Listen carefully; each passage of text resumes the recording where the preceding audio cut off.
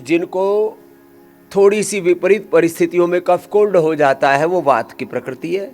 थोड़ा सा चिकनाई खाई, थोड़ी सी ठंडाई खाई, थोड़ा सा खट्टा खाया, वात बढ़ गया। थोड़ी सी चिकनाई खाई, कफ बढ़ गया। थोड़ी सी ठंडी चीज़ खाई, कफ बढ़ गया। और वात भी ऐसे ही, थोड़ी सी ठंडी चीज़ से भी बढ़ जाता है, थोड़ी खट्टी चीज़ से भी बढ़ जाता है, थोड़ी भारी चीज़ से भी बढ़ जाता है। वात की प्रकृति बड़ी नाजुक होती है। जरा सा गर्म चीज़ खाई, एकदम से उबलने लगते हैं। चलो, सिद्धासन, सुखासन या पद्मासन में सीधे बैठ के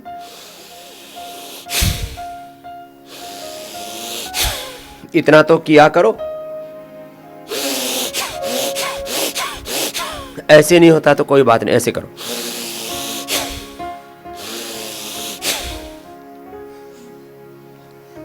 किसी की कफ की, किसी की वात की, किसी की पित्त की प्रकृति है।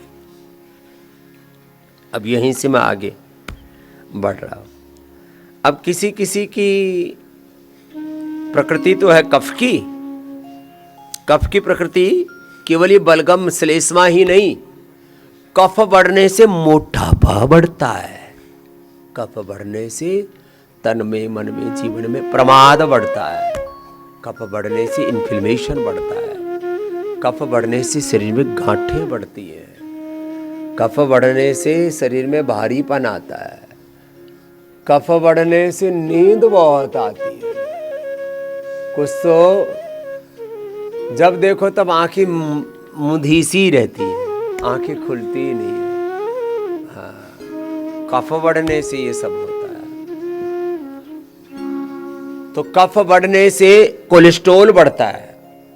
ये ब्रेन में, हार्ट में जो क्लॉटिंग हो रही है ना, ब्रेन क्लॉटिंग, हार्ट में क्लॉटिंग, ये कफ बढ़ने से होती है। ये बात समझ में आई? कफ। अब देखो, कफ दूर करने के 10 उपाय बताता हूं। लंबा सांस लो। 2400 किलोमीटर लंबा रेस्पिरेटरी ट्रैक, और फिर उससे जुड़ा हुआ 1 लाख किलोमीटर लंबा सर्कुलेटरी ट्रैक, और उससे जुड़े हुए 37 ट्रिलियन सेल्स, उससे जुड़ा हुआ स्थूल सूक्ष्म कारण शरीर, अन्नमय, प्राणमय, मनोमय, विज्ञान, आनंदमय कोष, 72 करोड़ 72 लाख 201 नाड़ियां, 8 चक्र, 9 द्वार, पूरा शरीर एनर्जाइज हो जाता है। बात शुरू हुई कफ से,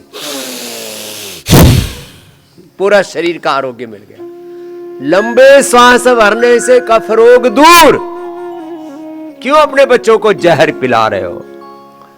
अपने बच्चों को जहरीली दवा पिलाने वाले, सिंथेटिक दवा पिलाने वाले माता पिता बच्चों के एनिमी हैं, शत्रु हैं, बैरी हैं। क्यों पिलाते हो? बोले जी देखा नहीं जाता बच्चों, वो खांसते हैं ना, गला रुंधरा है, बच्चे परेशान से रहते हैं, इसलिए पिला देते। अरे तो हल्दी, अदरक, तुलसी, सितोपलादी कितनी अच्छी चीज है। थोड़ा पहले सबके घर में लौंग, काली मिर्च, इलायची, जावित्री, जायफल। जायफल को थोड़ा घिस दो हल्का सा, जावित्री को हल्का सा घिस दो, थोड़ी सी लौंग घिस दो, लौंग को थोड़ा सा हल्का सा सेक लो, जैसे तवे के ऊपर हल्का सा उसको रोस्ट कर लेते हैं, तो लौंग फिर ऐसे घिस सकते हैं। कफ कोल्ड होने पर उसको चूसते भी, लौंग, काली मिर्च, बुलेट आदि हम बोलते हैं ना, कितना ही कफ कोल्ड हो, कितनी खांसी हो, भयंकर से भयंकर खांसी, चूसते ही दूर हो जाते। बच्चे तो चूसना नहीं जानते, तो उनको ऐसे ही काली मिर्च को, लौंग को थोड़ा रोस्ट करके, चलो ये करो भस्त्रिका। अब लगातार करना। अब इसमें हाथ यूं यूं नहीं करते, पता नहीं कहां से सीख लिया लोगों ने, ऐसे ऐसे हाथ पैर मत मारो, सीधे बैठो। सरसुखमासम प्रयत्न शैथिल्य अनंत समापत्तिभ्यम। देखो, हर एक प्राणायाम की एक विधि है।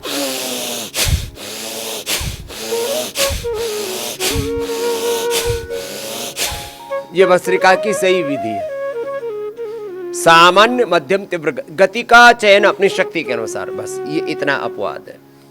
कपालभाति ऐसे,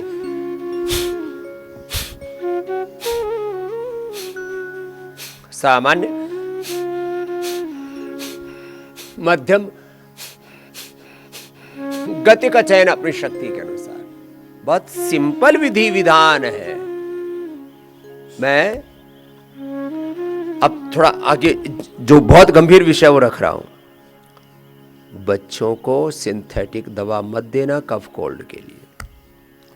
आयुर्वेदिक दवाओं में तैयार में त्रिकुटा, सितोपलादी, स्वासारी पाउडर, ये इसको सहज से चटा दो। स्वासारी ब्रोनकोम, स्वासारी गोल्ड ये दे दो। स्वासारी अवले, स्वासारी सिरप, पूरी बोतल पिला दो आप सुबह से शाम तक बच्चे को। एक बच्चे को कोई भी नुकसान नहीं होगा। और ये एलोपैथी के सिंथेटिक दवा तुमने ज्यादा पिला दी, बच्चों की लिवर किडनी फेल और बच्चों की मौत हो रही है। अपने घर में कुछ चीजें तो रखा ही करो। कफ कोल्ड के लिए ये स्वासारी प्रवाही रख लो, स्वासारी गोल्ड, स्वासारी वटी, ब्रोनकोम, स्वासारी काढ़ा है, ये सब रख लो। सितोपलादी, त्रिकुटा, ये सब छोटी छोटी चीजें एक अपने घर में ना एक थोड़ी ऐसी जगह रखो। वात पित्त कफ के लिए थोड़ी औषधि रख लो। जिसके परिवार में जैसी प्रकृति, प्रधान प्रकृति एक होती किसी भी कुल वंश में। अब कफ के लिए लंबे सांसें ही ले लो ना, इससे सारी प्रकृति प्राण से नियंत्रित होती है। क्या बोला? सारी प्रकृति वात पित्त कफ आप प्राण से नियंत्रित करते हैं। अब इसमें कोई बाहर की चीज का सहारा ही लेना नहीं। तुम पूर्णतः स्वावलंबी हो, आत्मनिर्भर हो।